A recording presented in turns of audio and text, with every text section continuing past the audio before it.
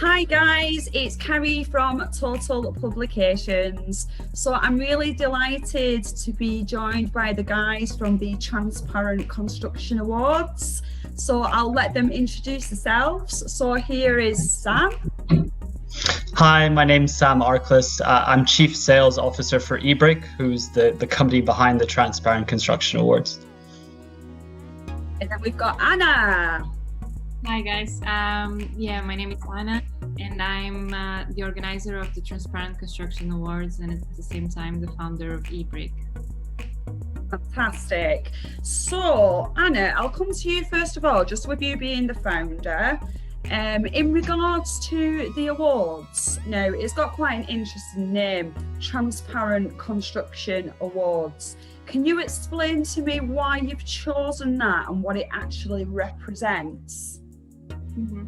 So it basically came up from a bit of a frustration of me within the field of feeling that transparent in construction is something that it's not really incentivized and spoken so much.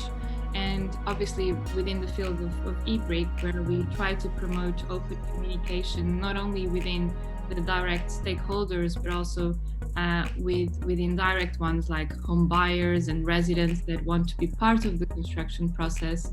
And we try to kind of make that link easier and bring everyone on board and open new windows into construction that normally are closed within the sector.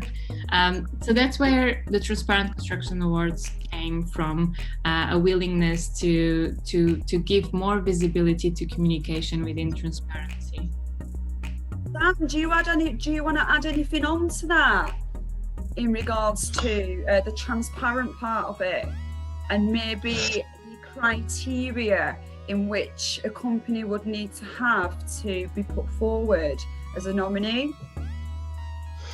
Yeah, sure. So I would just kind of add on to that the goal of these Transparent Construction Awards, we see it as really it's a sum of its parts. So it's only as strong as the brands around the world that are buying into it. And really the ultimate goal for it is to create this really centralized environment where not only are you showcasing that you as a construction company, as a brand are transparent in your endeavors, but that you can also kind of form part of this collective where you can get inspiration, you can get best practices from other brands around the world about how they're being transparent, and kind of creating this network of sharing knowledge and experiences that hopefully will then just become a multiplying effect to kind of boost forward the idea and value of transparency.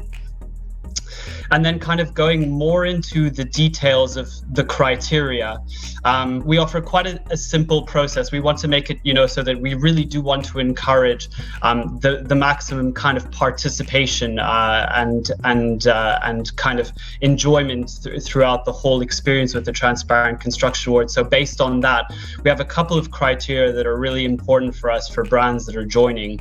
And I would say first and foremost is how brands or how construction companies engage with their audiences throughout the construction process. That's really important for us. So how Anna mentioned these stakeholders, how the construction company is reaching out to these home buyers, to the prospective home buyers, residents, investors.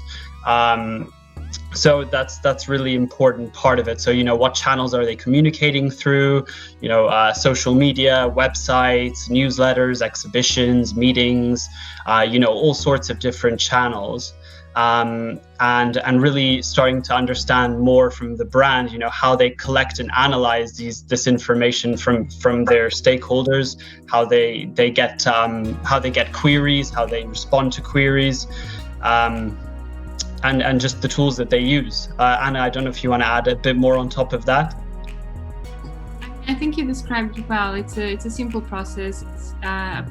It's 9 questions, and all specific about before construction and during construction, which tools you use. Do you measure engagement? How do you respond to whoever queries you have? And also all of this divided between obviously home buyers, residents, but even the general public, because it affects everyone, whatever construction is happening. So what are what are the points of communication? Is it just as a receiver that we receive information from construction, or can we actually engage and make a difference and be part of it and more and shape it also as someone that lives in the area and that will live in those properties? Very good point, that, to be fair, because when there is a development going up and it is in a community, the community does have a right to know what's going on behind the barriers, because you can't see past them, can you?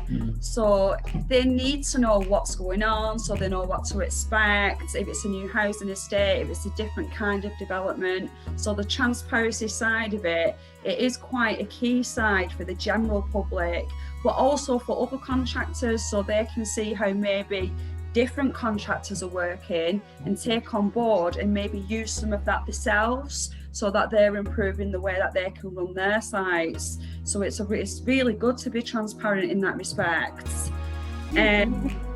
In terms of, the actual process of it, there's so many interesting methods being used in construction, materials that are sustainable, using circular economy of recycling, the people that work in the area, the materials in the area, using human resources in the area. So kind of making this more available to everyone, I think it's a plus for the project and for the community involved.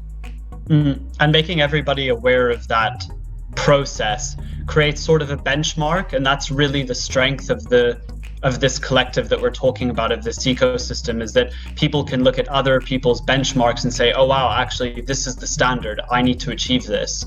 And then hopefully, we keep working up towards a higher level of transparency across the board. Construction a better reputation as a whole, doesn't it? Because if everybody's following suit, then they're all going to go up and improve the sites. So it's win-win, I suppose, from every angle. Now, The awards, the global awards, aren't they? So it's not just the UK or a particular part of a country. This is a global award. So if you win an award globally, it is really something to shout about. Now, I understand that it was open in December to submit projects, and it was that busy, you've had to close it off earlier and move to January, because everybody wants to be connected, to be seen, to be being transparent. So what kind of projects / developments or construction companies would you encourage to subscribe now to make sure that they can get involved for next year, because they obviously can't come on this year now because it's too busy? It's open to any size, but we have projects from regeneration schemes, which are more within the large spectrum, but also smaller projects starting from 5 plots. This would be within the criteria. So either five plots if it's within the residential sector, but if it's other types of sectors, it needs to be a project above 1 million in terms of costs involved, so that it's big enough to kind of involve the community around it. So I think at this stage we do incentivize anyone that is interested, that shares the same beliefs as that transparency, that construction should be transparent, to submit their project. And we didn't speak, but it's in turn we have monthly awards. So every month the submissions are open until the 7th of the month, and the winner gets the monthly construction awards globally. Fantastic. And then and just to market that fact that they've won that award as well. So that's great. Yeah. Sam? Yeah, no, I was going to just say, just to piggyback on that point, inclusivity is very important for us, and transparency isn't a value that's just shared in the UK or just in the US. It is a global value, and that way, it doesn't make any sense for us to kind of limit the field of who should be available to join. It's really something that everybody needs to pay consideration to for business generally in the 21st century. Corporate social responsibility and transparency is extremely important. So for us, it wouldn't make it made sense to just widen the field as much as possible. Very interesting to see who actually wins, because there's some big developments all over the world. Like there's massive things going on in the UK, like Hinkley Point C, for example, and then you've got enormous projects going on in Australia, America, like Saudi Arabia. Everything is just going wild construction wise at the minute, because while COVID's been going on as well, construction hasn't stopped. So they have managed to excel and actually progress with the project and maybe move on a little bit quicker. So with that in mind, what is the registration process for anybody watching that has got a site and they want to nominate the site for next year? What have they got to do to register? Very simple. It's just going on to the awards website, leaving their details, their email, name, role and company, and we'll send a registration number and also the submission guidelines. With that registration number, then they just need to go on the form, on the online form, and send the submission. There is no costs involved. It's free throughout the entire process. So it's made to be a simple process. Every company can, even if you don't win with the same project that month, you can resubmit, because in transparency in construction, you can implement practices, you can improve your current performance on site in terms of how much you communicate and are open to it. So if in 3 months time, 5 months time, actually a project that has the length of 3 years has improved, there's no reason why you shouldn't submit and in the same year. That's a good point actually, because they might add improvements onto the site from looking at what the other winners have done to actually win. So what it is helping the industry all, isn't it? Definitely. And even if someone that applied doesn't win in that month, what we do is that we give back kind of a report of areas that they could improve. So with some hints of hopefully always improving the area. So what is the website, in case anyone's watching right now and they want to just tap it in and pop a site on? What website should they go to? Yeah, that's it's ebrick.co.uk/awards. So ebrick, ebrik.co.uk/awards. Fantastic. So hopefully we shall see lots of new people coming forward with projects for 2021. And I cannot wait to see the countries battling it out and to see who wins what awards, because obviously I'm involved on the judging process as well, which I'm really proud and privileged. Thank you so much for the opportunity with that. Is there anything else that any of you two would like to touch on just before we finish up on the interview? Actually, you touched on a good point. The judging panel is a very interesting element of the awards, because we managed to combine a mixture of experts in the field from different areas. So you have people from academia, that professors in construction management. You have construction CEOs, CEOs from construction companies.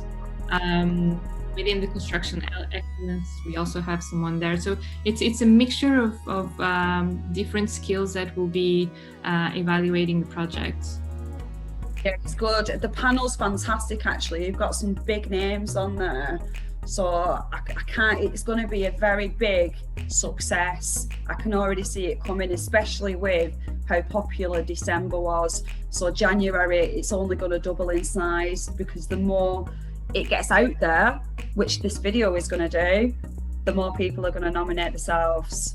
So I think that kind of ties us up for today. But we'll catch up soon and post some more video content and maybe announce some winners next month.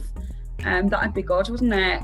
So that's it from us. Thank you so much, guys, for watching. Thanks, so Karen. bye from myself. My name's Kerry from Total, and if you guys would like to bow out, we'll leave that there.